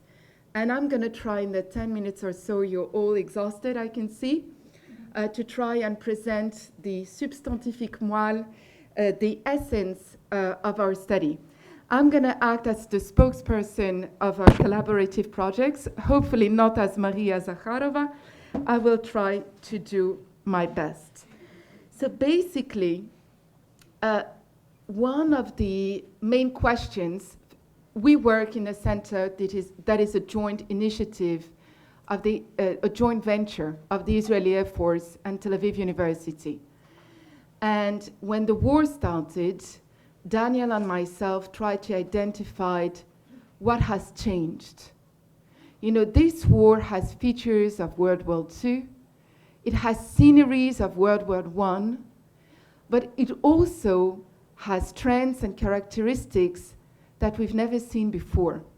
For example, the use of a smartphone to identify missiles, to transfer this information to the air defense systems of the Ukrainian armed forces, and having civilians de facto integrated into the war efforts. So some of these are the new dimensions that we haven't seen in previous wars, about the multiple ways in which, and the new ways in which, the unprecedented ways in which civilians are involved, whether passively or actively, on the modern battlefield. So first of all, if we have some students here. Yulia, you're still here? Okay. So we're going to try with a model. You know, when you work, there is an extensive literature about the role of civilians in warfare, primarily in the United States and Europe. And what we tried to do was to capitalize upon this literature and try to come up with a new model that fits the rapidly changing reality of the Russia-Ukrainian war. And for this, we adopted a holistic approach. What I mean by holistic approach, we try to examine the civilian population, the Ukrainian women, elderly women, men, children on the battlefield, and try to approach them as a panopticon. You know, Michel Foucault wrote a book about the panopticon, like people sitting in prison, they're being observed from all the possible perspectives. And we try to observe the civilian population by combining different perspectives. The main stakeholders' perspective in this war. You have the attacker state, Russia, the defender state, the defending state, Ukraine. You have what Russia calls the collective West, or the Western camp. You have the global South, from China to Egypt and other countries in Asia and Africa and the Middle East. You have Zelensky and the Ukrainian government, and in the middle, you have the Ukrainian civilian population. And basically what we try to do, we try to identify how each party looks at the civilian population, what is the theory of each actor with regards to the civilian population's role on the battlefield, and what are the tools that are being used to best leverage the civilian population to the world effort. I'm going to come to the end because we are a very short time, but basically this is the main grammaire. This is the main table that we have built. On it, you see the main actors. You see Zelensky, Putin, the global South, and the collective West. And for each and every country, we try to identify the strategic objectives that were pursued in that war, the ways in which each country approached the civilian population, and the different tools, the operational toolkit that was at the disposal of those countries or activated by those countries to leverage the population. Basically, I'll give you an example. If we take, because I'm Maria Zakharova today, so I'm going to start with Putin. So basically, the strategic objective of Russia, at the beginning, it has changed over the course of the war, was to subjugate Ukraine from the very beginning, to try and avoid Western involvement, to try to keep the West uninvolved in that war, and to try to strengthen the societal and political resilience of the Russian population itself. By the way, this book is about the Ukrainian population, but at the backstage you have the Russian civilian population that is also connected to the entire story for those of you who would like to read that essay. So these were the main objectives. When you talk about the conceptual approach, well, as you can imagine, Russia doesn't approach the civilian question, after Chechnya 1 and Chechnya 2, the way the US approaches it or Israel approaches it. Russia, basically, Daniel and myself, explored the different texts of Russian military academic writing and the terminology they use and the ways in which they think about the role of civilian on the modern battlefield. And basically, they have a very instrumental approach. The civilians are a point of pressure that should be used ante bellum and in bello in order to put continuous and maximal pressure on the enemy system. Basically, Russia has started the war 8 years before the February 2022 by exerting a continuous pressure on the Ukrainian civilian population via different means in the informational space, in the military space, in the political diplomatic one, and in the economic one. That was before the war. So this is in terms of a certain conceptual approach that does inform Russia's behavior on the battlefield, right? And then we try to understand the tools that were used. And basically, as mentioned, we divided them into 4 categories: informational warfare, military leverage, political pressure, and economic pressure.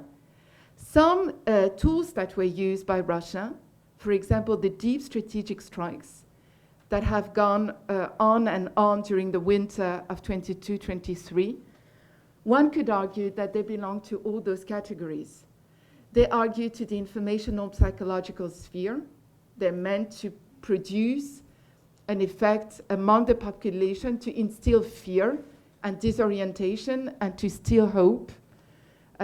With regards to your lecture, it's also a military mean. It's also a political mean, a way to put pressure on the adversary, on the government, a way to put pressure on the population so that the population can put pressure on Zelensky himself, and of course an economic pressure tool against the population. So for some means, they belong to all the categories, or they produced effects in the different categories. Given the short period that we have, and I do encourage you to read our reports, I would like to jump in our main conclusions. And our main conclusions are divided into 2 types. Some of them are general and are valid especially for the Western military, including Israel, and other conclusions, since we also wrestle with civilian populations, are tailored to the Israeli operational environment. So the main and central point of our study is that civilians have impacted and will impact the dynamics of the war more than before in the future conflicts. This for a number of reasons, but the central reason is because of the prominence, the rising prominence of the digital fronts in modern warfare, combined with the empowerment of the civilians in the digital space. You know, Daniel always says that wherever you see a Zelensky with a telephone, everything is okay and the war is going on. This war at the beginning was about a Jewish president having a telephone, an actor, and just going and sending messages of hope via the digital media. His unique leadership and his mastery of the digital front were a turning point at the beginning of this war and have impacted Russia's ability to reach its own strategic objectives. Another main point that we have is that the pressure that Russia has attempted to put on Ukraine via the Ukrainian population. This war, you remember, had to be contactless, it had to be surgical, it had to be short. It became none of the above, okay? But at the beginning, the idea was to capitalize upon 8 years of incremental informational warfare, political, economic, and military pressure on Ukraine to make this government fall based on the assumption that the Ukrainian civilian population will welcome the Russian soldiers with salt and bread. And I will not enter into the details of why this assessment was false, et cetera, but the point is that contrary to Russian expectations, the Kiev government received extremely strong support for the public, which underwent the Ukrainian civilian society and accelerated anti-Russian political and cultural metamorphosis. And this is also another main point that arises from our study, is that wars in the digital era and wars that are conducted in the digital front have another rhythm. They're fast, they're transparent, and they create a connectivity that didn't exist before between the civilians and the political leadership, the civilians and the military leadership, the civilians and the civilians in Western countries, and the civilians and the governments in Western countries. There is a synergy that was created very fast, thanks to the leadership of Zelensky. I'm a big fan, but also thanks to different trends in modern warfare that have changed the nature of war, So basically, from this, there is also another point that is extremely important to take in mind, is that in the digital era, it is extremely difficult to to delve into operational planning based on reliable assumptions with regards to the behavior of the population of the adversary, right? Because we've seen that in Ukraine. I'm not a sociologist, but you have eminent specialists of Ukraine and in Russia in this room. You know, the day prior to the war, there wasn't a massive anti-Russian Ukrainian population, right? This is something, a metamorphosis that crystallized during that war, also because of the trends that I've mentioned. Another thing is that, in fact, Russia's attempt to subjugate Ukraine by applying incremental pressure on the civilians had key strategic reverberations at the detriment of Moscow. What I mean is that what the Russian soldiers did at the tactical levels was paid at the strategic level by Putin. One of the major examples is the Bucha effect. The Bucha effect was about Russian soldiers who were completely logistically and mentally unprepared to engage in a dense interaction with with Ukrainian civilians in an urban warfare, and who applied the rules of self-preservation instead of applying the rule of preserving civilian lives, but harming civilians, and you had many butchers in Ukraine, enabled Zelensky to galvanize the entire West via the digital front. Very rapidly, Ukraine capitalized upon the war crimes. I'm not saying this cynically, but as an instrument of war that gave Ukraine a major strategic advantage against Russia. In terms of other major lessons learned from this study, is the role of civilians as shaping conflicts in the digital age.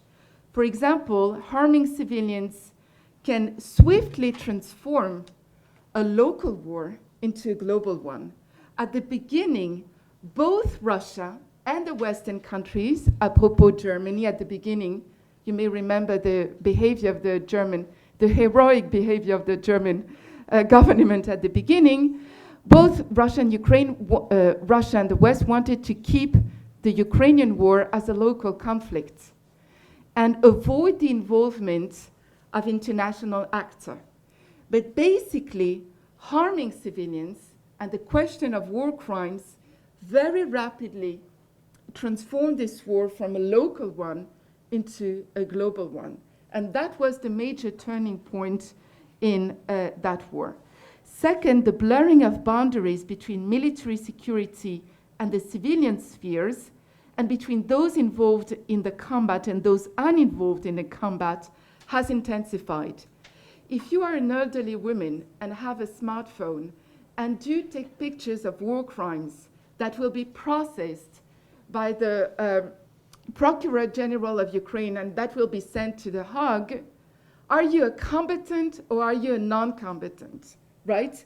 So we've seen shifting boundaries in those previously clear definitions of what, or relatively clear definition of who belongs to the combat zone and who doesn't belong to that zone. Also, it is very important to prepare for future wars on the digital front by learning from the conflict in Ukraine and recognizing that the adversaries are doing the same. So basically, from a defensive perspective, a digital preparation is essential to educate civilians to be ready for information warfare. Basically, when you talk about the heroism of Ukrainian civilians, basically they were trained by Russia. They've been trained by Russia for 8 years, Russia that has conducted numerous attacks on Ukraine, and basically this created a training space for the Ukrainian civilians to get ready to Russian attacks with, in combination, of course, with the training by US and British armies preparing the Ukrainian public. And from an offensive perspective, it is very important to be able to keep operational surprises for the war itself. And this is an element that has become critical.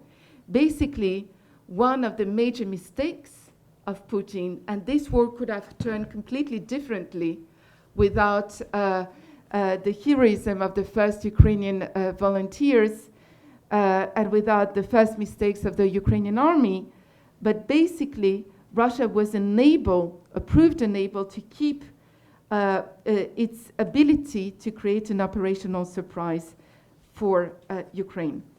In terms of Israel, and like 1 second, and I see you're all collapsing. This is be resilient. Apropos resilience, you know, we can talk about Ukraine for hours, but once I interviewed the famous French spy and one of the main victims of the Stalin Gulag, Jacques Rossi. And Jacques Rossi spent like 15 years in the Gulag, and I interviewed him, and he told me, you know, in the Gulag there was no depression. Everybody knows that in times of war you're never sick and you're never depressed. This is one of the rules that was any research of the Gulag can remember. So, in terms of the lessons learned from Israel, the civilians' importance on the battlefield that we all know from the wars in Gaza, or the operations in Gaza, and the Second Lebanon War, is expected to increase. And as a consequence, more significant efforts are required than in the past to factor in that element into strategic and operational planning. And the centrality of the population's role must also be considered in the aerial operations planning. After all, we work at El Rome, so we need to add the air dimension. One thing that I think is critical for us to understand, for Israel and also for European countries, is that the war in Ukraine is a very fast-paced environment, learning environment for bad guys and for Israel's enemies that can cynically use the civilian population to achieve strategic objectives based on these lessons from this war. And one of the cynical uses that we could expect is the leverage of the civilian population to galvanize or to mobilize private corporations. One of the major successes of Zelensky and of the Ukrainian civilians themselves was to be able not only to galvanize and mobilize the Congress or the French Parliament or the German and UK parliaments, but to mobilize private corporations, Starlings and others, whose involvement in the war was critical. And here again, this is an entirely new dimension of modern warfare, the capacity of civilians to meet, to connect with global private corporations, and the meeting between the two can have deep strategic reverberations. Also, Israel should develop new technological infrastructure. This war is all about digital infrastructure and information content to rapidly gain advantage on the digital front. And another point that is very important to Daniel is that despite the deep organizational and cultural differences between the Russian army and the IDF, this war demonstrates that military operations on the ground within the civilian populations have ramifications on the strategic level. And you know, this is a very interesting dynamic. It is not that Russia or the Russian army was genocidal at the beginning, but there was a meeting in that on the ground between murderous intentions, destructive intentions, and an inevitable downward spiral into ground violence. This is one thing to call for the death of Ukrainian children on TV. This is another thing to send ex-convicts from penal colonies by Wagner. When the two meet, the top-down and the bottom-up, this creates a very amplified phenomenon of violence on the ground. And I would say that Russia, of course, is not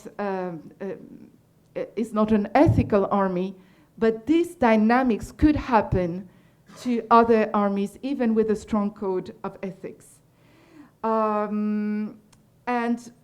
Last point connected to you, Professor Brouillard-Adini, is that the war in Ukraine reinforces the need to re-examine Israel's emergency preparedness because the war in Ukraine illustrates the success or the fruits of preparing a civilian population continuously, regardless of the immediate threats. this 8-year period between 2014 and 2022, that was not only about Russian new generation warfare or hybrid warfare, it was also about Euromaidan. It was also about a society being able to act at the grassroots level and not expecting anything from the government. But this continuous preparation was one of the key aspects that can explain Ukrainian resilience in that war. May this continue. Thank you. Last but not least, for this panel is Anastasia. Dr. Anastasia Zivinich, PhD in philosophy from the Institute of Philosophy of the National Academy of Science of Ukraine. Before the war, Dr. Zivinich was a senior lecturer in psychology at the Odyssey National Economic University in Ukraine. Now she's a postdoc here at the philosophy department here at Tel Aviv, receiving her scholarship from the emergency fund. So welcome. Michal, don't go far away. I want first of all to express deep gratitude to you that you have reached me in a very hard moment of my personal war.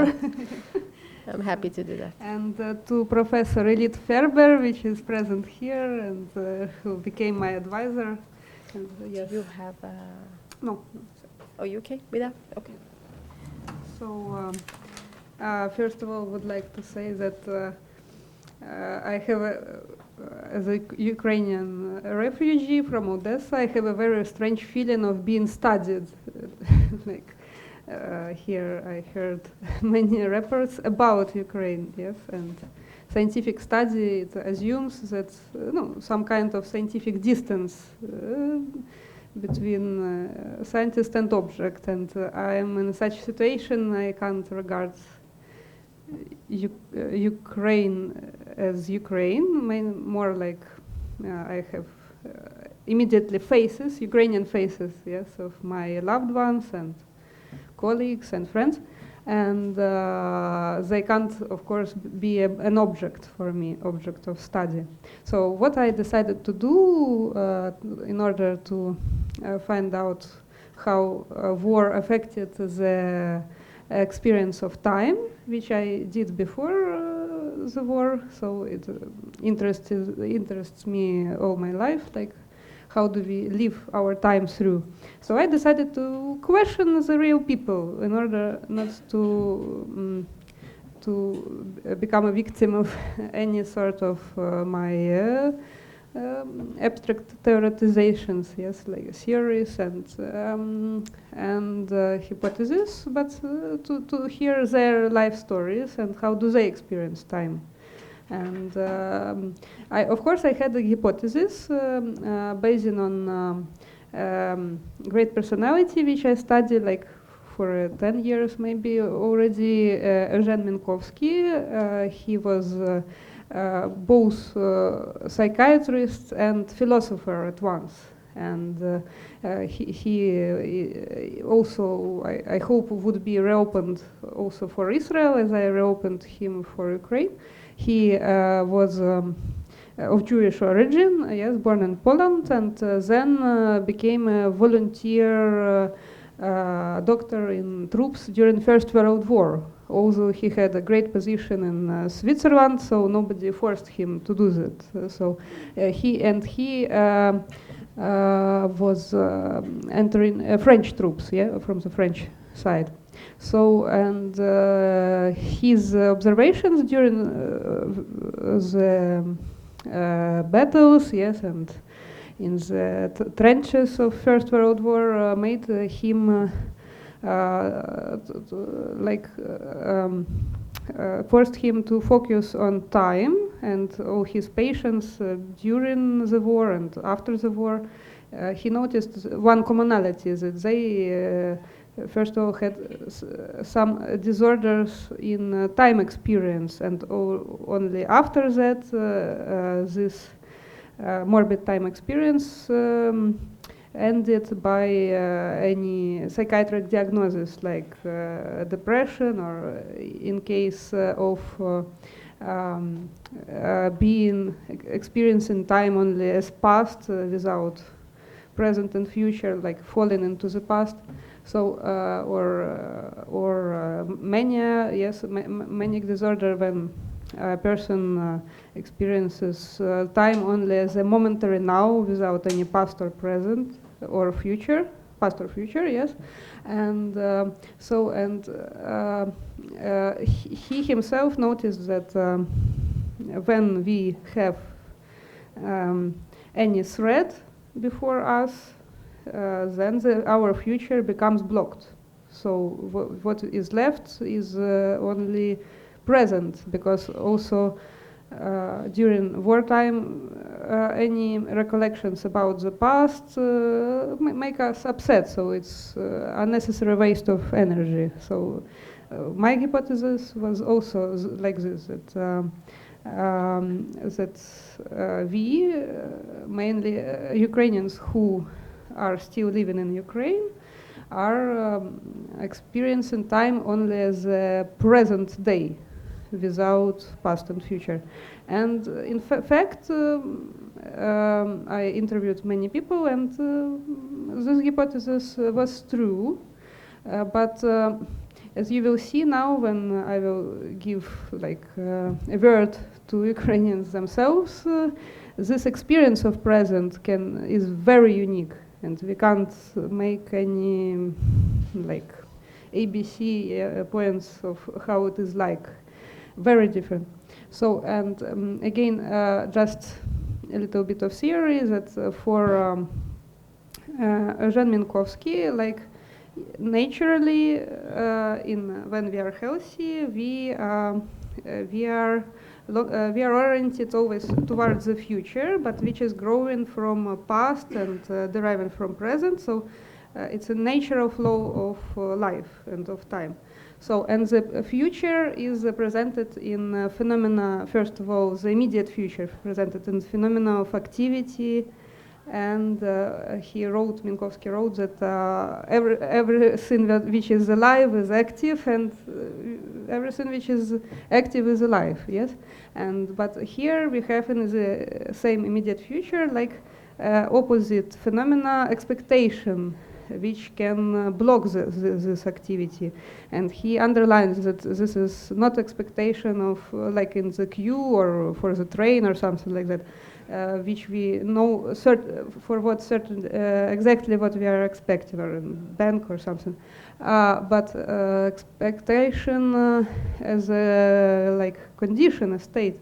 And if activity allows us to expand, at least if immediate future, maybe today, tomorrow, yes, time, expand ourselves and feel ourselves like powerful in some sort, yes, and then expectation makes us narrow, because we expect something, so we become frozen, like we freeze, and not we are going towards the future unfolding like an activity, but we expect, and the future like comes to us and knocks at our doors, and it is always a threat.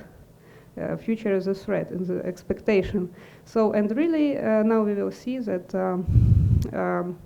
we will have stories where expectation is dominant, and people say that I don't feel any inner activity or outer activity, whatever, but I do only what I should do, and and it's quite rare. So expectation is more like more popular state of mind, yes, and activity it's something which is rare, but which is very great, because people who still save their activity mode, they don't feel that they are falling out of the time. So let us be more concrete. So here's the first story. Let's name her Anna. So she's a forced migrant from Kharkiv to somewhere in Ukraine. And she says, my life is life in anticipation. There is no future. And I experience time as a February that never ends. So today is always 24th of February. So, future. You can think about the perspectives if you decide to stay and settle in a new place, she says. And I decided that our new place is temporary and we will return home with my family as soon as possible. We live in a house in a commune. There are 10 people, 4 families. And there is no way to leave and no forces to leave. And the thought of staying here scares me. I don't see myself in a new place. And she mentions that everyone keeps talking around her about adaptation and integration, but they can't happen with me because I decided that it is temporary. So people go to different tours, trips to integrate, like make new contacts. I don't do it. So it remains always today. So I and my daughter are eating in the morning. Then I taking her to the school, going to work. Then I return and help my daughter to do her homework, and then cook dinner, eat again, and then I go to sleep. And so every day I don't have my own desires, and there is no point in such desires. Someone, in order to integrate, goes, as I mentioned. So I am like a hero of the movie The Terminal. Maybe you know this film, great movie, where a person is stuck in a waiting zone, or how it is called, at the airport, and life goes near him, and he just looks, observes this life, can't take part in it, and he can't quit from the airport. So always staying in the waiting room, not here and not there. And therefore, those who did not live temporarily but chose another country themselves feel differently. And about the past, she tries not to think about it, very rarely to look photos and to discuss in the commune how it was great before the war. But still she commits some activity. She does for herself cross-stitching and paints pictures by numbers. So she says, I don't have desires, but you see. And also I shall mention that there is immediate future, activity and expectation according to Minkowski, and there is immediate future, which is desire and hope. And it surpasses immediate future, so if we have strong desires, we are already there in immediate future. And also the hope, which was discussed here a lot.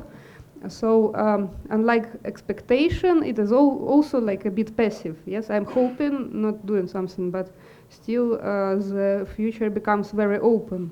So, but during war time, it's quite rare to find such person with strong hope, because again, if the expectation rules and is dominant, very hard to hope. But once person starts to hope, he overcomes expectation. It's the only way.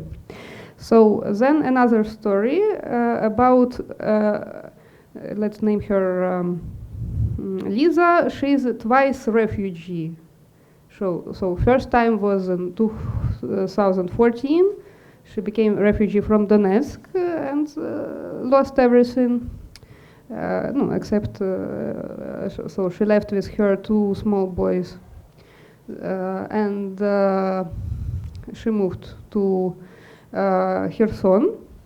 And now she couldn't move from Kherson to Ukraine as before in 2014, because everything was already blocked. And the family they knew, they were all shot to death in their car trying to go to the side of Ukraine from Kherson. So the only way what was left is to Crimea. So she moved to Crimea. 11 border controls with people with machine guns pointing on them, but they had someone who helped them to cross all this. So, and she lost everything second time. So she says, I feel that many years have passed, not a year. But at the same time, I feel that I left Kherson yesterday. Contradiction. Yeah? and I feel that I'm inside the extended Groundhog Day. I live only for today. There is no longer term. I go to bed. I don't think what will happen the day after tomorrow, but I know what will happen tomorrow. Either because it is scary or because it is pointless to predict, except maybe to fantasize. So the density of events is so high, something changes every day, and what will happen tomorrow depends on it. What matters is not a life perspective, but a matter of life and death due to the presence of a threat. Anytime we could be forced to run again. Trying to think about the future is a waste of energy, not useful fantasies. Now existence is an attempt to adapt to a life which, in which there is a war and destruction. And when everything will calm down, when it will become relatively safely without explosions, etc., then the forces will appear and any meaning to think about the future. So now I have depression, no internal activity, falling apart. There is a household level, but no spiritual or soulful level as before. And for them, more strength is needed. So she gives again a metaphor like we heard before, yes, with terminal, another metaphor. I'm in saving lethargy, in a lethargic dream, like a flower which freezes until the thread fades away, not because there is no tomorrow, just waiting, yes. And only I have an anxiety that this condition will become normal, like wouldn't end with war. But still she hopes that not. But still I asked her, and she does some activity for herself, but with some kind of effort, yes? So she visits psychological groups, like even entered a program, new educational program, so like this. And we have a third story which is completely different. A person, let's name her Valentine. She opened time as a new reality, which is like a true substance, independent from herself, and she feels how great to open it, like such independent substance, and she even like makes friends with it, negotiates with it, and surprisingly she found out, like a miracle, that if you ask, oh time, please don't hurry up, I have so many things to do, and it's like stops and becomes more continuous, yes, and she noticed that now she can do millions of things in 2 hours. She can read with candles a collection of verses or a book for 1.5 hours. Also, even if she did exactly the same, but before war, it would never be 1.5 hours. So something really happens, like that. It's time. She discovered that time is alive. And now she's even a bit grateful, like for such new circumstances. She says that everything changed for her. Now what matters for her is what she really wants to do, what is really important for me. And before she cared about, how to gain new diploma, to achieve like new position in the job. So now it's the values totally changed. No chase for achievements, and she tries not to do what she ought to do, but what she loves to do, and even the work which she loves to do. So and her time is fulfilled by meaning. And her hope is that after the war, what she opened for herself and what is now going on with her will continue, not something new, that this newly achieved state will prolong in the future too, and she feels much more real, much more herself, she says. And also, she discovered one new something which we all lost nowadays. She is not only reading books near candles, but also writing letters by hand to her friends which left Ukraine, and enters them to the envelope. And then her friends from overseas also do the same, and she feels like, oh, it is real. This would what will really rest, yes, like maybe even an eternity, yes. So we see, yes, that she dares to desire something here and now, and she doesn't live in expectation at all. And she even doesn't care what will happen tomorrow, yes. And also she said that the creativity emerged even on the level of cooking, that anytime air alert will sound, so, and you can't go out to buy something, so you need to invent new dishes from what you already have in the refrigerator, so on. So, and